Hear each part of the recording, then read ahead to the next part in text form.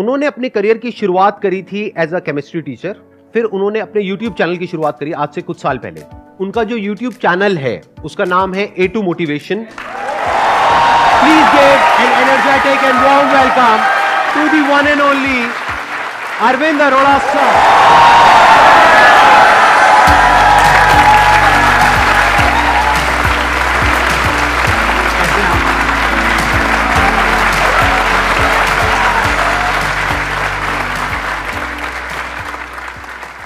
कितने लोग जानते हैं इनको? सारे जानते हैं, सबने इनकी वीडियोस देखी होंगी। इनके बारे में वैसे तो मेरे पास में बहुत कुछ है बोलने के लिए, और अगर मैं बोलता रहा, इनकी तारीफ करता रहा, जो इनकी पर्सनालिटी है, जो इनकी वीडियोस है, तो आई थिंक पूरा सेशन इसी में निकल जाएगा। लेकिन अगर मेरे को शॉर्ट में बोलना हो, सिर्फ एक लाइन के अंदर अंदर जो मैंने ऑब्जर्व किया, इस पूरी दुनिया की पॉपुलेशन कितनी है? 1.5 इंडिया की नहीं, पूरी दुनिया की पॉपुलेशन कितनी है? मोर देन 7 बिलियन, मतलब मोर देन 750 करोड़, उससे ज्यादा इनके चैनल के ऊपर व्यूज है।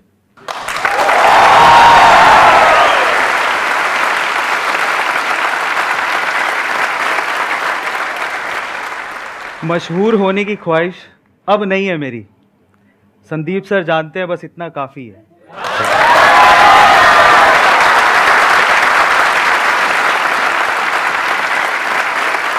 हर बार हम लोग स्टेज पे आते हैं, हमारे लिए तालियां बजाते हैं यार। मैं आपको लिटरली बताता हूँ, एक्चुअली हमारे होस्ट एंड मेरे फेवरेट, मैं जिनका खुद बहुत बड़ा फ़ैन हूँ, एक्चुअली हमें उनके लिए आज स्पेशली तालियां बजानी चाहिए।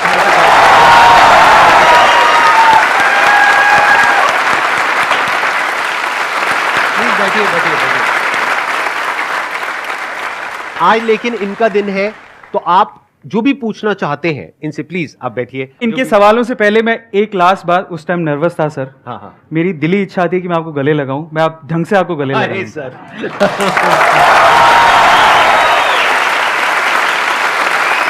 Thank you. You are doing fabulous job actually. Actually मैं पहले एक ऑफलाइन टीचर था, और वो भी गेट की कोचिंग करवाता था। उसके बाद मैं एक केमिस्ट्री टीचर बना, उसके बाद मैं ऑनलाइन आया, और 2019 में A2 मोटिवेशन मैंने स्टार्ट किया था, जहाँ पर मैं फैक्ट और मोटिवेशन की वीडियोस बनाता हूँ, शॉर्ट्स, एंड मैं एक राइटर भी हूँ, और अब एक एंटरप्रेन्योर हूँ। मेरा खुद का एक स्टार्टअप है जो कि बेंगलोर से हम लोग ऑपरेट करते हैं। सो ये मेरा रोलर कोस्टर राइड है। अब इस सेगमेंट में आप जो भी सवाल पूछना चाहें, स्वागत है आपका। आप रेगुलर वीडियो डालते हैं पर डे, मैंने जैसे आपके देखता हूँ कि आपकी वीडियो आती रहती है, तो उस कंसिस्टेंसी को कैसे बनाए रखने हैं आप? क्योंकि आपके बहुत सारे वर्क है, तो आप उसको मैनेज कर रहे हैं और साथ साथ वीडियो भी डाल रहे हैं। तो सर वो चीज़ में जानना चाह रहा हूँ। मैं जब YouTube पे आया था तो मैं थोड़ा सा हमेशा फील करता हूँ कि जो आज का यूथ है, वो जब यूट्यूबर्स या सोशल मीडिया पे इन्फ्लुएंसर्स को देखता है, तो वो जनरली देखता है कि बहुत फेम है, बहुत पैसा मिल रहा है, उस वजह से वो लोग इस फील्ड में आना चाहते हैं। ये थॉट प्रोसेस थोड़ा सा नेगेटिव है, क्योंकि मैं इस वे में नहीं आया था। 2014 में मैं बताना चाहता हूँ कि मैं बहुत अपने आप को लकी मानता हूँ कि मेरे पास इतने 6 महीने के पैसे थे कि मैंने ब्रेक लिया। तो वो थॉट प्रोसेस बहुत इंपॉर्टेंट है, उसी के बारे में अभी बता रहा हूँ। वो 6 महीने का ब्रेक लिया, उसमें मैं खुद को एक्सप्लोर करना चाहता था कि मेरी कैपेबिलिटीज़ क्या है, मैं क्या करना चाहता हूँ। तब मुझे यूट्यूब की याद आई। मैंने कहा एक ऐसा प्लेटफॉर्म है जहाँ पे अगर मैं जो सीखा हूँ उसके अगर मैं एक वीडियो बना देता हूँ और उसे मैं अपलोड कर देता हूँ, तो मुझे अगर आप 10 साल बाद भी देखना हो या मेरे बच्चों को भी सिखाना हो कि देखो मैंने ये इजाद किया था जिसकी वजह से मुझे फैसिलिटेट किया गया था, मैं एक वीडियो अपलोड करता हूँ ताकि ये एक लाइफ टाइम तक सेव रहेगा। मैं इस वे से आया था। मुझे पैसा नहीं कमाना था, मुझे फेम नहीं कमाना था, मुझे अपने लिए वीडियो बनाना था ताकि वो सेव रहे, ताकि 10 साल बाद भी भूल जाऊँ तो मैं रिकॉल कर सकूँ। और जहाँ तक रही अपनी लाइफ को मैनेज करने की चीज़, अगेन वो स्केड्यूल पे डिपेंड करता है। अगर आप प्रॉपरली अपने आप को, अपने स्केड्यूल को मैनेज करोगे तो आप सारी चीज़ें कर सकते हो। पहले थोड़ा डिफिकल्ट लगता था क्योंकि पहले 1 मैन आर्मी था मैं, अकेले ही खुद ही स्क्रिप्ट लिखना, खुद ही शूट करना, उसके बाद एडिटिंग में कहीं ना कहीं एक एडिटर था मेरे साथ में, बट फिर भी वहाँ पार्टिसिपेशन था। लेकिन अभी टीम हो गई है तो मैं थोड़ा टाइम मेरा बच जाता है, अगेन थोड़ा ज़्यादा ही बच जाता है, तो मैं उसमें थोड़ा बहुत एक बुक लिखी है मैंने, वो भी लॉन्च हो गई है, उस पर भी मैंने काम किया और फाइनली मैं अपने स्टार्टअप पे भी काम कर रहा हूँ। So it's all about your scheduling. अगर आप अच्छे से टाइम मैनेजमेंट, जो कि स्किल संदीप सर भी सिखाते हैं, अगर वो सीख लें, अपने आप को मैनेज करना सीखें, और सिर्फ लिखने से कुछ नहीं होता। आपने पेपर पे लिख लिया मैं इतने बजे उठूंगा, commitment is very much important. अगर आप अनुशासित हैं, कमिटेड हैं, तो आप आगे जा सकते हैं। और कई लोग अनुशासन को यानी कि डिसिप्लिन को भी एक अलग तरीके से देखते हैं। उसका रियल डेफिनेशन ये नहीं है कि किसी भी काम को रेगुलरली करना, नहीं, चाहे वो काम आपकी पसंद का हो या पसंद का ना हो, फिर भी अपने फ्यूचर के लिए, अपने आप के लिए, अपनी फैमिली के लिए, अपनी सोसाइटी के लिए नापसंद होने के बावजूद भी अगर आप उसे कंसिस्टेंसी से करते हो, रेगुलरिटी से करते हो, that is called discipline.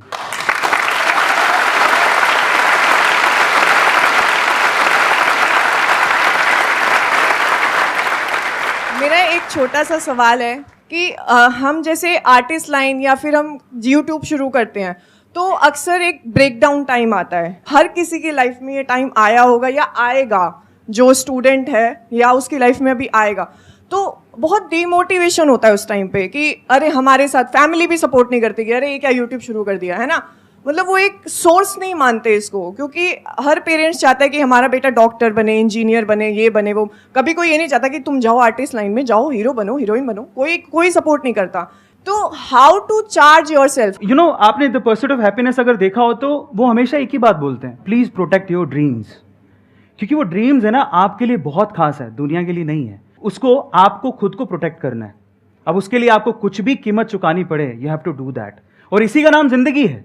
Ups and downs तो आएंगे ही ना लाइफ में, लेकिन अगर आप उन अप्स एंड डाउन्स में अपने सपनों को खो दो, छोड़ दो, तो फिर सपने आपके पास आए ही क्यों हैं? बड़े सपने देखने हैं तो कीमत चुकानी पड़ती है, और वो आपको चुकानी चाहिए। उसके लिए कुछ भी देना पड़े, you have to give yourself as well. मेरा ऐसा मानना है। एक्सेलेंट।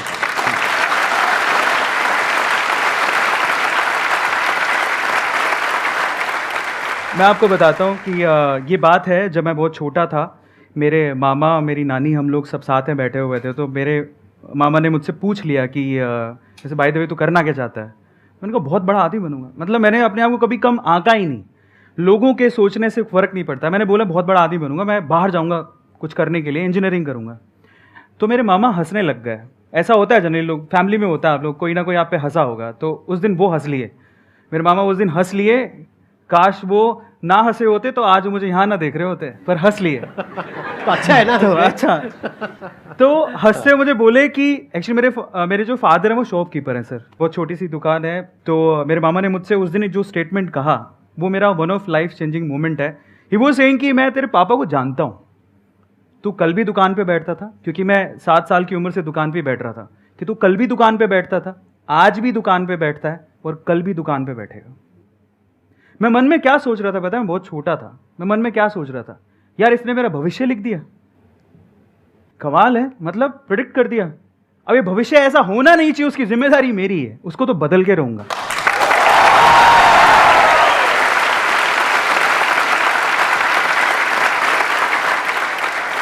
जब प्रॉब्लम्स आती है ना हमारी लाइफ में, तो हमारे पास में 2 ऑप्शंस होते हैं। एक है हम ब्लेम करने लग जाए अपने रिलेटिव्स को, फ्रेंड्स को, इसको उसको, सिचुएशंस को, लाइफ को, हर एक को ब्लेम करें कि मैं इसकी वजह से कुछ नहीं कर पा रहा। दूसरा ऑप्शन ये होता है कि जो भी आपको उल्टा बोल रहा है या आपको आगे बढ़ने से रोक रहा है, तो आपको गुस्सा आता है। जब कोई आपको उल्टा बोलता है, आपकी फैमिली में, फ्रेंड्स में, यहाँ पे वहां पे, मुझे भी बहुत बोला था जब मैंने अपना करियर शुरू किया था, इनको भी बोला था, सबको बोलते हैं। आपको ये समझना है कि अगर कोई आपको उल्टा बोल रहा है, आपको गुस्सा आ रहा है ना, आने दो गुस्सा। हाँ। बस उस गुस्से को चैनलाइज करो सही जगह पर। वही इन्होंने किया, और आज देखो इनके अंदर एक जोश है, एक आग है जो आप लोग फील कर पा रहे होगे, मैं देख पा रहा हूं। वो आग क्यों है? वो वहीं से लगी थी आग, वो जो आपके मामा जी ने वो बोला था। वीडियो में कोई प्रॉब्लम तो नहीं है ना? नहीं, बिल्कुल नहीं, बिल्कुल। हाँ ठीक है, नमस्ते मामा जी।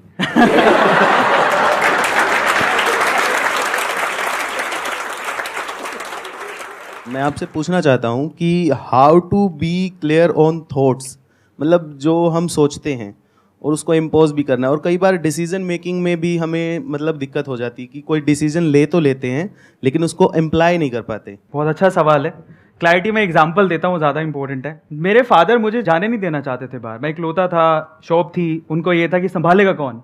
तो हमेशा जब भी मैं बाहर जाने की बात करता था तो वो कहते थे कि नहीं, पॉसिबल नहीं है।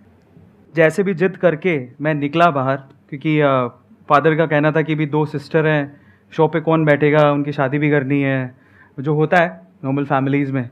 पर फिर भी लड़ वड़ के साइन करवाया, एजुकेशन लोन लिया, निकले बाहर। अब क्यों गए थे ज़रा समझने की ज़रूरत है। विजन ये था कि मुझे फैमिली को प्रूफ करना है। मेरे मामा जी ने कहा कि भैया तो कुछ कर नहीं सकता, मेहनत करके सिलेक्शन हुआ है। पापा ने एजुकेशन लोन पे साइन करने तक से मना कर दिया था, फिर भी जिद करवा के किया। क्यों किया? वो इंपॉर्टेंट था कि मुझे मेरी लाइफ में कुछ करना था, मुझे इंजीनियरिंग करनी थी। अब क्लैरिटी थॉट क्या है ज़रा समझते हैं। यहाँ से मुझे मेरा करियर बिल्ड करना है, बहुत कुछ पीछे सुन के आया हूँ और बहुत कुछ लोगों को बताना है और प्रूफ करना है, लेकिन जब मुझे मौका मिला तो मैं भी बहक गया। जब बाहर निकला मैं तैयारी करने के लिए सर, तो अगेन पता नहीं कैसे बताऊं, बट वहाँ पे एक लड़की थी। बाहर जाने के बाद जब हवा लग जाती है, फ्री हो जाता है इंसान, उसी की तरफ दौड़ता है। तो मेरे साथ सेम हुआ। उनको जब पहली बार देखा मैंने तो बस दिल के तार बज गए, पता नहीं क्या हुआ। पर एक बात मैं बोलता हूँ यहाँ पे, अगेन करने कुछ और आया था, पढ़ाई करने आया था, तैयारी करने आया था ताकि मेरा कॉलेज में सिलेक्शन हो, लेकिन वहाँ पर इस चीज़ में अगेन साइड में हो गए, डाइवर्ट हो गए। बिकॉज उस टाइम पे क्या मुझे एनर्जी बहुत थी, जैसे आज आप फील कर रहे हो इससे 10 गुना ज़्यादा थी। मुझे ऐसा लगता था मैं बहुत कुछ कर सकता हूँ, लेकिन वो जो एनर्जी होती है उस टाइम पे स्कैटर्ड होती है, इस वजह से आप बहक जाते हो। लेकिन उसे अलाइन करना बहुत ज़रूरी है और उसके लिए एक पर्सन चाहिए जो आपको समझ सके। तो मुझे लगता था कि यार ये मेरी फ्यूचर वाइफ हो सकती है, ऐसा करके। यस। जिन लड़कों को प्रॉब्लम होती है ना, जिनको लव एट फर्स्ट साइट हो जाता है, उनसे ना मैं आपको एक सवाल पूछता हूँ। सवाल ये है कि जिस मोहतरमा के ख्यालों में आप 24 घंटे मशरूक हैं, जिस मोहतरमा के ख्यालों में आप 24 घंटे मशरूक हैं, वो सिर्फ आप ही की है, इसका कोई प्रूफ है?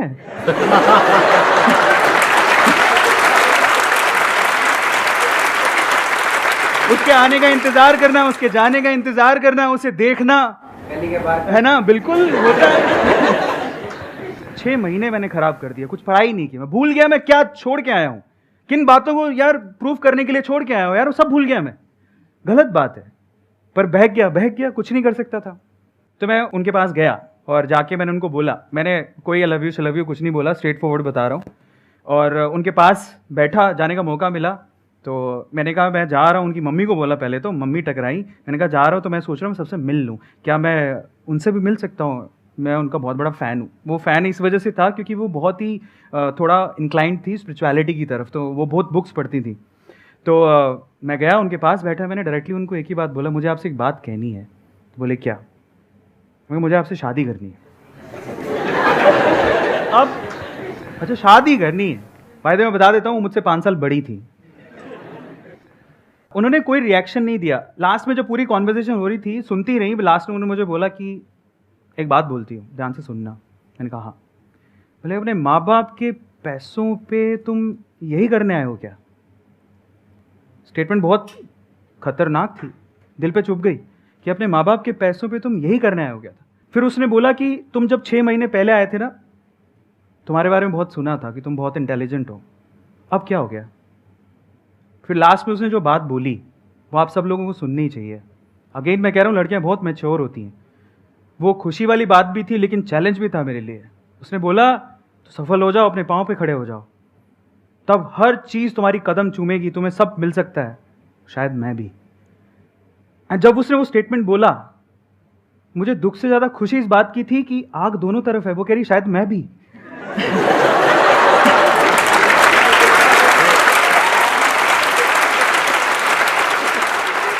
आज वो मेरे साथ है और मेरी सफलता में उसका पूरा हाथ है।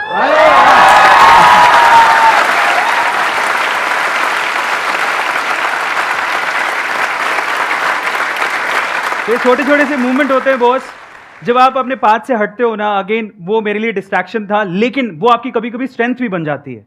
अगर मैं सीधे चले जाता, ठीक है, मन में रख के, पर वो मैंने वो रिस्क उठाया। रिस्क है तो इश्क है। रिस्क उठाया तो सामने से स्टेटमेंट आया, समझ में आया कि हमें करना क्या है, फाइनली उसी पाथ पे दोबारा आ गए। तो आपकी लाइफ बनती है, बिगड़ती है आपके आसपास के लोगों से जो आप चूज करते हो। और अगर आपकी चॉइस सही है तो आपकी ज़िंदगी बन सकती है और बहुत बेहतर बन सकती है। और उसने मेरी ज़िंदगी को बहुत बेहतर बनाया है, जो आपके सामने मैं हूँ।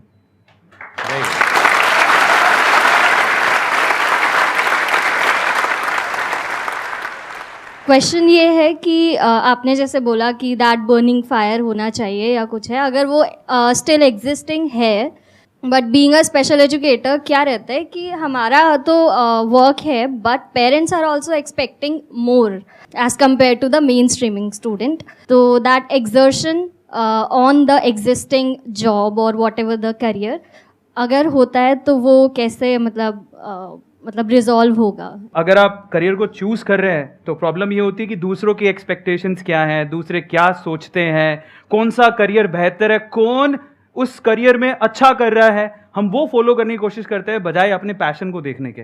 मैं बड़ा खुश हूं इन्होंने कहा कि मैंने उस करियर को चूज किया, जनरली लोग जाते नहीं है। बहुत बढ़िया बात है यार, मानना पड़ेगा, बिकॉज आप लोग बहुत बढ़िया, बिकॉज आप लोग समझ लीजिए कि आपको जो शोशा वाली जिंदगी दिखती है ना, इन्फ्लुएंसर्स वाली, वो दिखने में अच्छी है, उसको मेंटेन करना हार्ड है। आप सिर्फ उनको देख के मत जाओ, आपका कोई पैशन या स्किल सेट है तब आप जाओ। और इंडिया को सिर्फ इन्फ्लुएंसर्स की जरूरत नहीं है, बाय द वे। हमें बहुत सारे फील्ड में, हमारे इंडिया में यूथ बहुत अमेजिंग है, बहुत।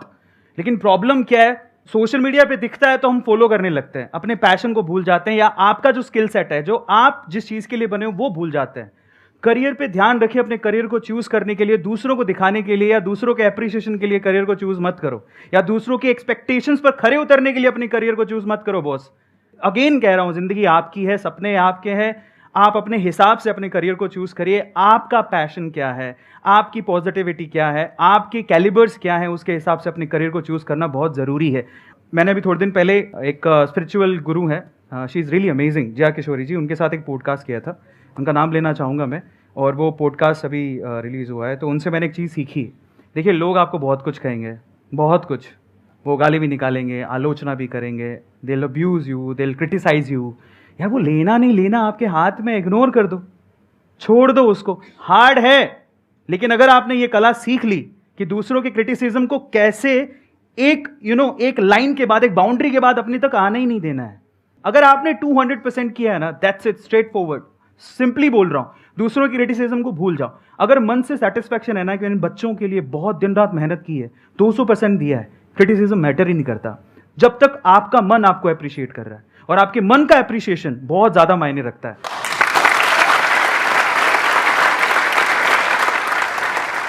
आप अपनी तरफ से ईमानदारी से अपना काम कर रहे हैं।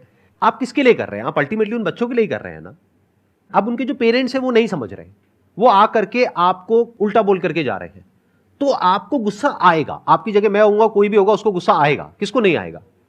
कोई इंसान अपने पूरे दिल से एक काम को करे, ईमानदारी से करे, अच्छी नीयत के साथ करे, उसके बाद भी लोग सामने से उल्टा बोले तो गुस्सा आता है।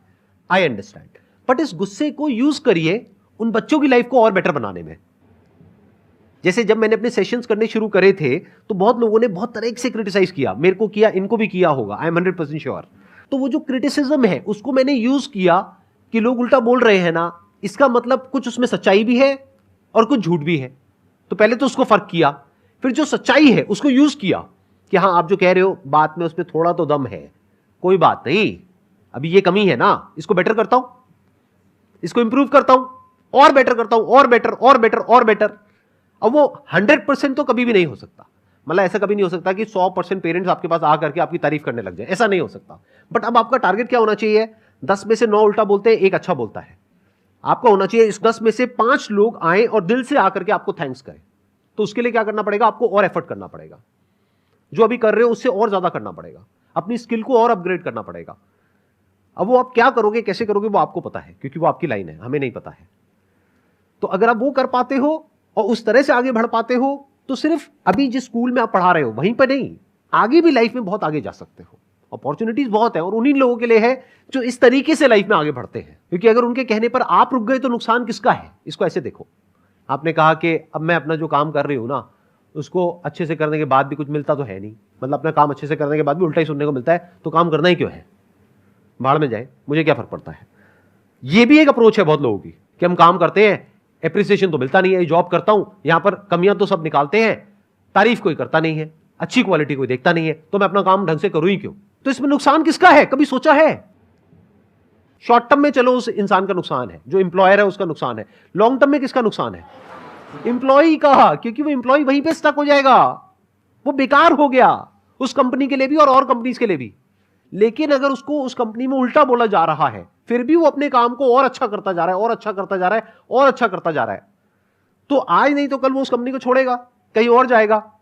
तो हो सकता है वहां एप्रिसिएशन नहीं मिला, अरे वहां तो मिलेगा, दूसरी जगह नहीं मिला, तीसरी जगह मिलेगा, चौथी जगह मिलेगा। कोई तो कंपनी होगी जो देखेगी कि आप एक्चुअल में अंदर से क्या हो, जिसको हीरे की परख होगी, और उस दिन आपको हीरे का दाम मिलेगा।